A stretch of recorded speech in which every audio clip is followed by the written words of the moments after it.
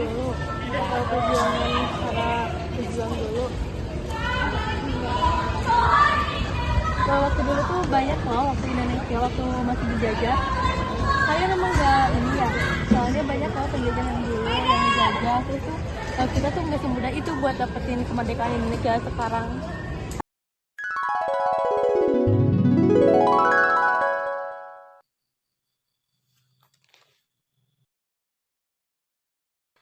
Revolusi Indonesia adalah sebuah konflik bersenjata dan pertentangan diplomasi antara Republik Indonesia yang baru lahir melawan Kerajaan Belanda yang dibantu oleh pihak sekutu. Rangkaian peristiwa ini terjadi mulai dari mendaratnya pasukan sekutu Inggris pertama kali di Jakarta pada tanggal 29 September 1945 yang dipimpin oleh Letnan Jenderal Christensen setelah ditandatangannya Civil Affairs Agreement. Konflik ini berlangsung selama 4 tahun sehingga pengakuan kemerdekaan Indonesia oleh Kerajaan Belanda pada tanggal 27 Desember 1949. Selama sekitar 4 tahun, beberapa peristiwa berdarah terjadi secara sporadis. Dalam peristiwa ini, pasukan Belanda hanya mampu menguasai kota-kota besar di Pulau Jawa dan Sumatera, tetapi gagal mengambil alih kendali di desa dan daerah pinggiran. Karena senginnya perlawanan bersenjata serta perjuangan diplomatik, Belanda berhasil dibuat tertekan untuk mengakui kemerdekaan Indonesia. Revolusi ini berujung pada berakhirnya pemerintahan kolonial Hindia Belanda dan mengakibatkan perubahan struktur sosial di Indonesia, seperti kekuasaan raja-raja mulai dikurangi atau dihilangkan. Peristiwa ini dikenal dengan revolusi sosial yang terjadi di beberapa bagian di Pulau Sumatera.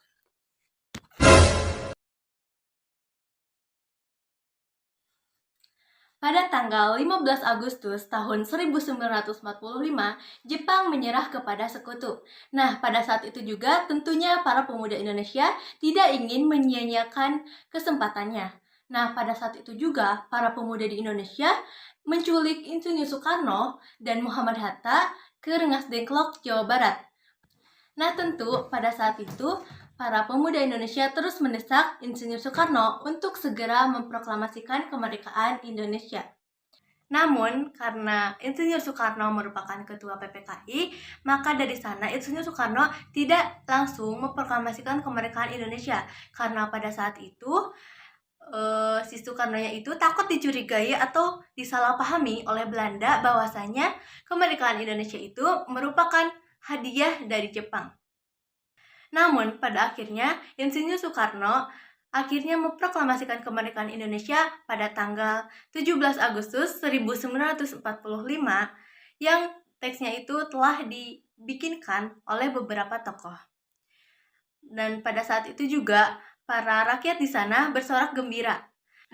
Namun, tak lama dari itu, para Belanda akhirnya menyerang kembali ke Indonesia untuk menegakkan kekuasaan di Indonesia. Melihat Belanda menguasai kekuasaan di Indonesia, akhirnya para pemuda Indonesia tidak hanya berdiam diri. Nah, para pemuda Indonesia itu akhirnya membuat organisasi-organisasi ataupun perkumpulan untuk bekerja sama mempertahankan kemerdekaan Indonesia, seperti Tokoh Budi Utomo, Persyarikat Islam, Partai Komunis Indonesia, dan Partai Komunis Indonesia lainnya untuk bersatu. Mereka membuat strategi untuk menguasai kekuasaannya. Lalu mereka membuat strategi dengan mengirimkan wakil kepada Volksraad atau Dewan Rakyat untuk bertujuan memberikan hak memerintah diri sendiri tanpa campur tangan Belanda. Namun, sedangkan apa ya? Namun, sedangkan gerakan nasionalis lainnya memilih untuk keputusan non-kooperatif dengan memerintah hak kekuasaan di Indonesia namun Partai Komunis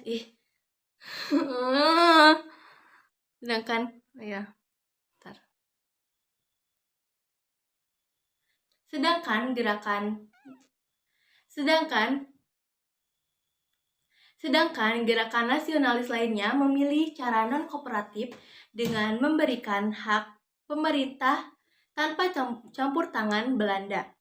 yang dipimpin oleh Insinyur Soekarno dan Muhammad Hatta yang kelak nantinya akan dijadikan sebagai presiden dan wakil presiden untuk pertama kalinya di Indonesia.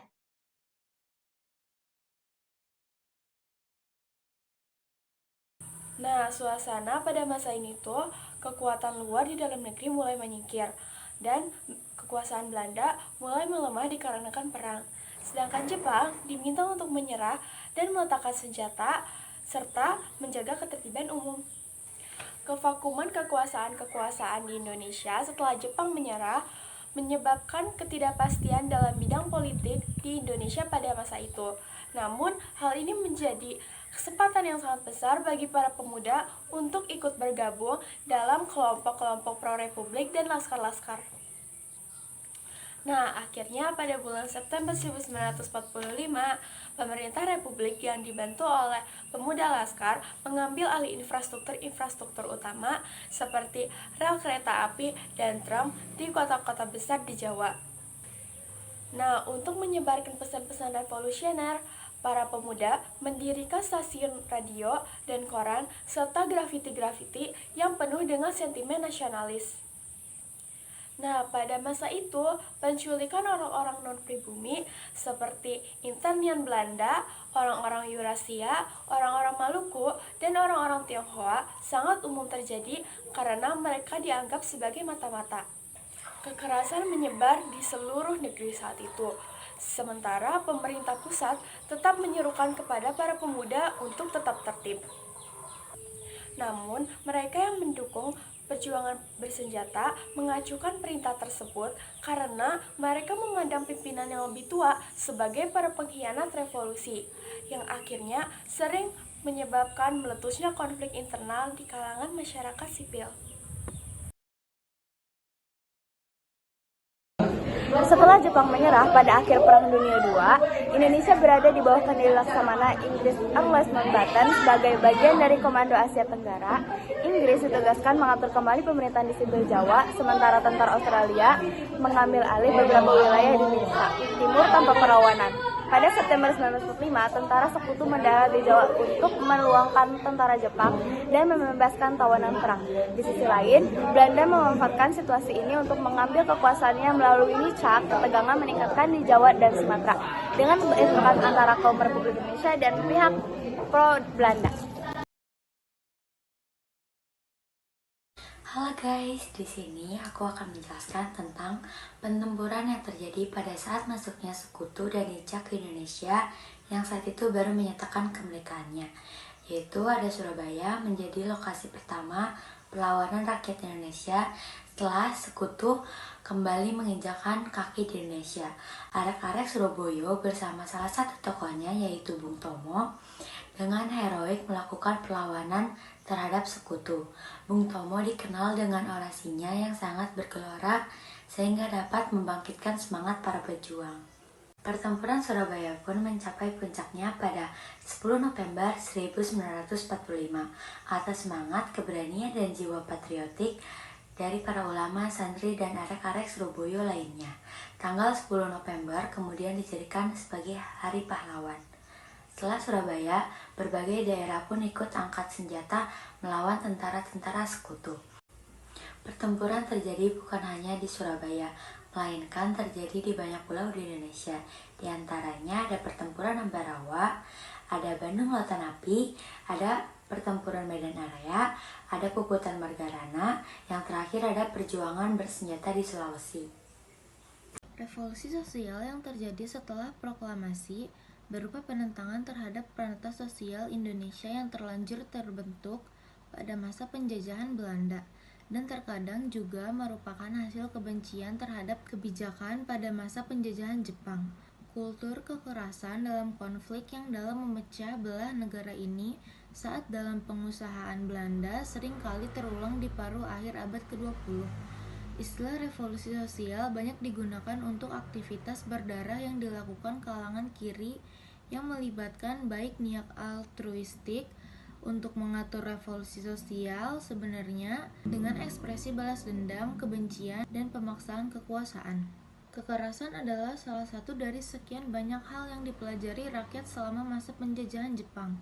dan tokoh-tokoh yang diidentifikasi sebagai tokoh feodal antara lain para raja, bupati, atau kadang sekadar orang-orang kaya sering kali menjadi sasaran penyerangan. Kadang disertai pemenggalan serta pemerkosaan juga sering menjadi senjata untuk melawan wanita-wanita feodal. Kebanyakan orang Indonesia pada masa hidup dalam ketakutan dan kebimbangan. Hal ini terutama terjadi pada populasi yang mendukung kekuasaan Belanda atau mereka yang hidup di bawah kontrol Belanda. Selain perundingan Linggarjati, terdapat juga banyak upaya diplomasi lainnya, seperti Perjanjian Renville. Perjanjian ini diadakan setelah agresi militer Belanda pertama pada tahun 1947, yang terjadi karena Belanda merasa tidak puas dengan hasil Perjanjian Linggarjati. Perjanjian ini ditandatangani pada 17 Januari tahun 1948 di atas kapal perang Amerika Serikat di perairan Jakarta. Dalam perjanjian ini, wilayah Republik Indonesia semakin menyusut dan memperburuk kondisi politik dan militer Indonesia karena wilayahnya semakin terbatas. Juga terjadi perpecahan politik dalam negeri yang memunculkan pemberontakan seperti PKI di Madiun pada tahun 1948.